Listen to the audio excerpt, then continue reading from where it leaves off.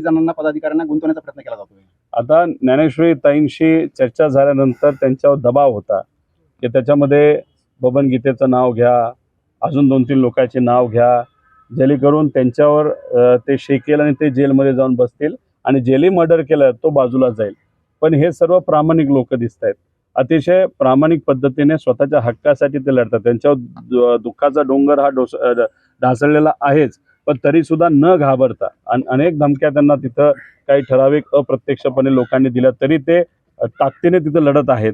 त्यामुळे त्यांनी तिथं उगाचच नाव कोणाचं घेतलं नाही. आणि गेल्या वेळेस जर तुम्ही बघितलं असेल की जेव्हा बबन गीतेला सुद्धा अडकवण्याचा प्रयत्न झाला आणि दुर्दैवाने त्याला अडकवलं, तेव्हा सुद्धा मी तिथं बोललो होतो की याच्या मागे वाल्मिक कराडच आहे. आणि त्या केसमध्ये सुद्धा जर आपण खोलात गेला त्याच्यामध्ये सुद्धा वाल्मिक कराडचेच लोक निघतील आणि बबन गीतेला मात्र तिथं मुद्दामून अडकवलाय. म्हणजे इथं काय आहे की मर्डर तिसऱ्याला करायचा आणि दुसऱ्यालाच कोणातरी केसमध्ये अडकून द्यायचं आणि त्या पद्धतीने तिथं फॅब्रिकेशन करायचं.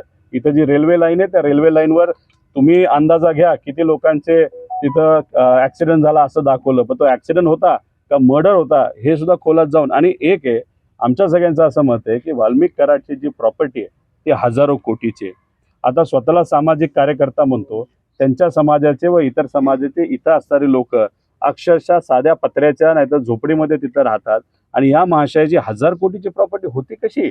आता आमची मागणी अशी आहे की SIT तुम्ही या विषयात लावली, एक वेगळी SIT लावा की एक तर 1000 कोटीची प्रॉपर्टी झाली कशी आणि त्या 1000 कोटीच्या प्रॉपर्टीमध्ये कोण कोण पार्टनर आहे याचा सुद्धा अभ्यास त्या ठिकाणी झाला पाहिजे. आणि आमचं असं मत आहे की हे 1000 कोटी सरकारने जप्त करावे आणि जो व्यक्ती पोलीस स्टेशनमध्ये जाऊन आमच्यावर अन्याय झाला, आमच्या जमिनी हडपल्यात, आमच्या महिलांवर अन्याय तिथं झालेला आहे, आमच्या कोणाच्या जवळचा मर्डर या व्यक्तीने तिथं केलेला आहे, ती 1000 कोटीची प्रॉपर्टी ती सरकारने विकावी आणि या गरीब लोकांना त्या पैसा डायरेक्ट त्यांच्या अकाउंटला तिथं द्यावा अशी सुद्धा आम्ही सर्वजण मागणी करतो. नाही बघा, आता पूर्वी जी काही लोक घाबरत होती ते आता तिथं घाबरत नाही.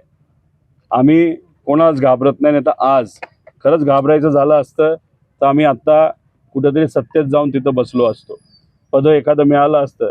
तुम्ही जर बघा, एक फार आश्चर्याची गोष्ट घडली. 25 तारखेला ईडीच्या सोशल मीडिया अकाउंटवर इंग्लिशमध्ये ट्विट केली गेली की रोहित पवारवर अशा पद्धतीने चार्जशीट केली गेली, अशी कारवाई केली. मी एकटा अख्ख्या देशामध्ये मी एकटा असा व्यक्ती आहे की आज परत 4 दिवसानंतर हिंदीमध्ये ट्विट केली गेली, तीच इंग्लिश गोष्ट हिंदीमध्ये आज केली गेली. म्हणजे आम्ही आमच्यावर सुद्धा दबाव आणण्याचा प्रयत्न तिथं केला जातोय, पण तरी सुद्धा आम्ही घाबरत नाही.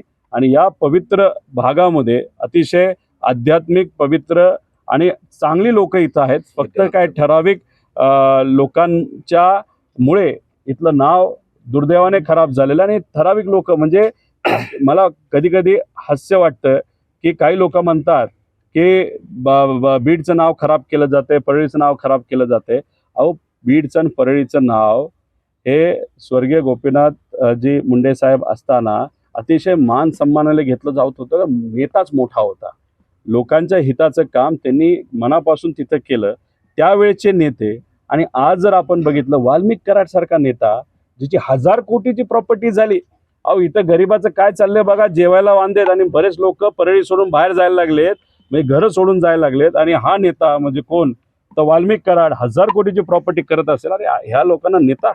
तर आज नाव कोणामुळे खराब होत असेल तर वाल्मिक कराड आणि हे जे गुंड त्यांनी पाळलेली आहेत फक्त स्वतःच्या स्वार्थासाठी, यासाठी या परिसराचं, पवित्र परिसराचं नाव खराब होते असं म्हणावं लागेल. या प्रकरणापर्यंत 20 महिने.